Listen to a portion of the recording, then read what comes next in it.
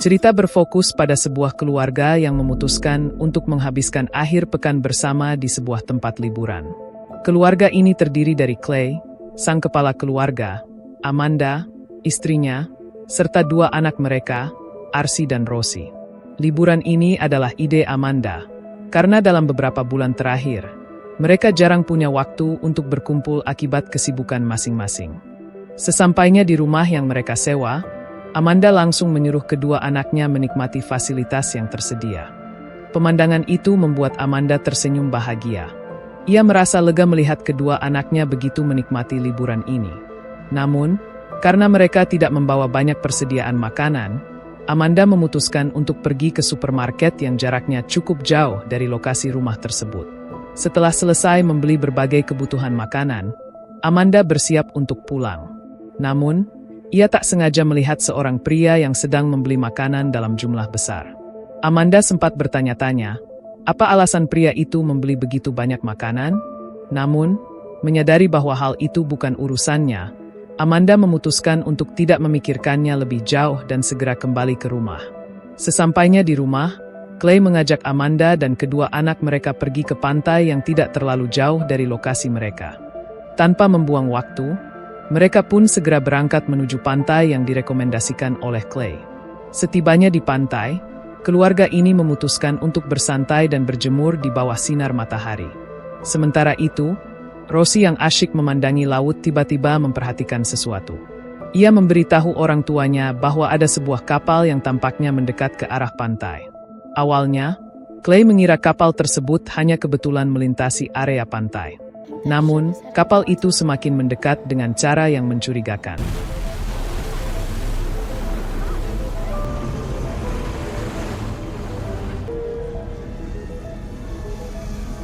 Clay dan keluarganya pun segera memutuskan untuk kembali ke rumah sewaan mereka. Dalam perjalanan pulang, mereka terus membahas kejadian aneh dengan kapal tersebut. Malam harinya, setelah kedua anak mereka tertidur, Clay dan Amanda memutuskan untuk bersantai bersama. Mereka menikmati beberapa minuman untuk menenangkan diri dan menikmati suasana tenang di rumah sewaan itu. Ketenangan mereka terusik ketika suara ketukan terdengar di pintu rumah. Merasa khawatir bahwa itu mungkin ulah seseorang dengan niat jahat, Clay mengambil tongkat baseball sebagai langkah berjaga-jaga sebelum membuka pintu. Ketika pintu dibuka, mereka mendapati seorang pria tak dikenal bersama seorang wanita muda. Pria itu memperkenalkan dirinya sebagai George, dan wanita muda tersebut adalah anaknya, Ruth. George menjelaskan bahwa ia sebenarnya adalah pemilik rumah yang sedang disewa oleh keluarga Clay. Ia datang karena situasi darurat. Rencananya untuk bepergian keluar kota tertunda hingga larut malam. Oleh karena itu, George meminta izin untuk tinggal semalam di rumah tersebut. Amanda yang merasa ragu dan tidak setuju langsung meminta maaf kepada George. Ia menjelaskan bahwa mereka telah menyewa rumah ini sesuai perjanjian yang berlaku, dan ia meminta George serta anaknya untuk pergi. Namun, George berusaha meyakinkan Amanda dengan menawarkan untuk mengembalikan 50% uang sewa mereka, asalkan ia dan Ruth diizinkan tinggal hanya untuk malam itu. Mendengar tawaran dari George, Clay mengajak Amanda ke kamar untuk berdiskusi terlebih dahulu. Di dalam kamar, Amanda semakin kesal dan bersikeras agar Clay segera mengusir George dari rumah sewaan mereka. Namun, Clay mencoba menenangkan Amanda. Ia menjelaskan bahwa tawaran George cukup menarik, karena uang yang dikembalikan bisa digunakan untuk mendukung biaya liburan mereka. Setelah cukup lama berdiskusi, Clay dan Amanda akhirnya memutuskan untuk menerima tawaran George. Mereka kembali menemui George dan memberitahunya bahwa ia dan Ruth diizinkan untuk tinggal semalam. Untuk mencairkan suasana, mereka pun memutuskan untuk minum bersama di ruang keluarga. Ketika malam semakin larut, sebuah siaran darurat tiba-tiba muncul di televisi, mengumumkan situasi darurat nasional. Namun, informasi yang diberikan sangat minim, sehingga tidak jelas apa yang sebenarnya terjadi.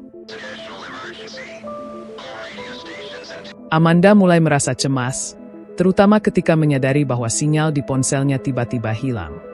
Tak hanya itu, saluran televisi dan radio juga tidak bisa terhubung kembali setelah siaran darurat tadi.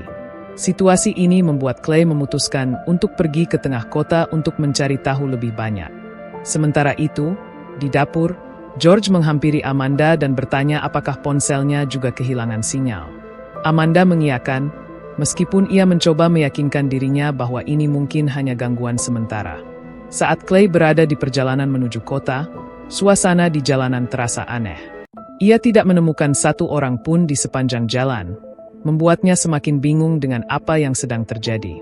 Di sisi lain, George memutuskan untuk pergi ke rumah tetangga di sekitar lokasi untuk mencari informasi lebih lanjut tentang apa yang sedang terjadi.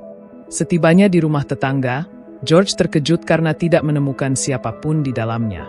Setelah menyusuri berbagai ruangan, ia menemukan sebuah telepon satelit yang seharusnya memiliki jangkauan sinyal tertinggi. Namun, ketika mencoba menghidupkan telepon tersebut, George justru bingung karena perangkat itu tidak dapat digunakan. Ia mulai bertanya-tanya bagaimana mungkin sebuah telepon satelit kehilangan sinyal sepenuhnya. Dalam kebingungannya, George memutuskan untuk berjalan ke arah pantai yang tidak jauh dari lokasi rumah itu. Sesampainya di sana, ia dikejutkan oleh pemandangan mengerikan. Puluhan mayat manusia berserakan di sepanjang pantai, tampaknya berasal dari sebuah pesawat yang jatuh di tempat tersebut. Ketegangan semakin memuncak ketika George menyaksikan sebuah pesawat lain yang juga jatuh di lokasi yang sama.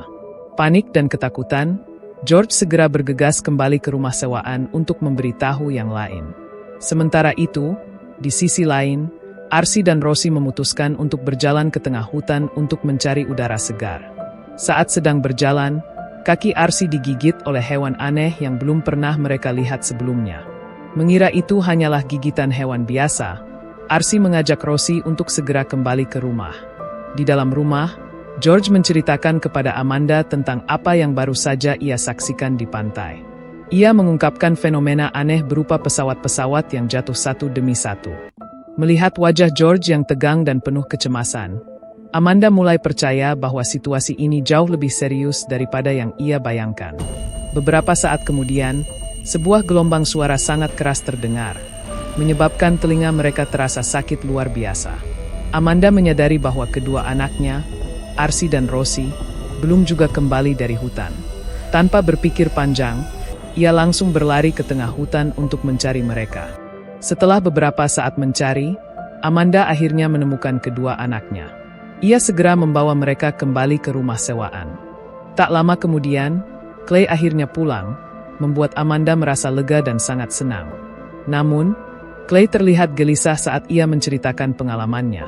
Ia mengatakan bahwa jalanan kota terasa sangat aneh karena tidak ada seorang pun yang ia temui selama perjalanan. Clay lalu menunjukkan sebuah pamflet yang ia temukan di jalan. Pamflet tersebut ditulis dalam bahasa Arab, dan George pun mengakui bahwa ia tidak bisa membacanya. Namun, Arsi yang pernah mengenali bahasa itu dari sebuah permainan video, mengatakan bahwa tulisan tersebut berarti kehancuran bagi Amerika. Merasakan ada yang tidak beres, Amanda segera mengajak keluarganya untuk kembali ke rumah mereka di kota. Sebelum mereka pergi, George berusaha mencegah keputusan keluarga Clay. Ia memperingatkan bahwa kondisi di luar rumah mungkin jauh lebih berbahaya daripada yang mereka pikirkan. Namun, keluarga Clay tetap teguh pada keputusan mereka. Di sisi lain, Ruth, dengan raut wajah sedih, bertanya kepada ayahnya tentang kondisi ibunya. George mencoba menenangkannya dengan mengatakan bahwa sang ibu akan baik-baik saja. Ternyata alasan George dan Ruth bepergian di tengah malam sebelumnya adalah untuk menjemput sang ibu, yang baru saja kembali dari luar kota dengan menaiki pesawat. Sementara itu, dalam perjalanan menuju wilayah perkotaan, Clay bersama keluarganya dikejutkan oleh sebuah mobil canggih tanpa pengemudi yang tiba-tiba muncul di jalan. Mobil tersebut terlihat hancur sebagian dan menyebabkan tumpukan kendaraan lainnya menghalangi jalan. Situasi semakin menegangkan ketika dari arah belakang, mobil canggih lainnya melaju tanpa kendali dan menabrak kendaraan di depannya. Clay dan keluarganya yang melihat kejadian itu memutuskan untuk segera kembali ke rumah sewaan mereka. Sesampainya di rumah, Amanda bertanya kepada Clay mengapa mereka memutuskan untuk kembali. Clay menjelaskan bahwa jalanan sangat aneh, dengan banyak mobil yang rusak dan bertumpuk, sehingga hampir tidak mungkin untuk melewati jalan tersebut. Mendengar cerita itu, raut wajah George tiba-tiba berubah, seolah ia mengetahui sesuatu yang belum ia ungkapkan.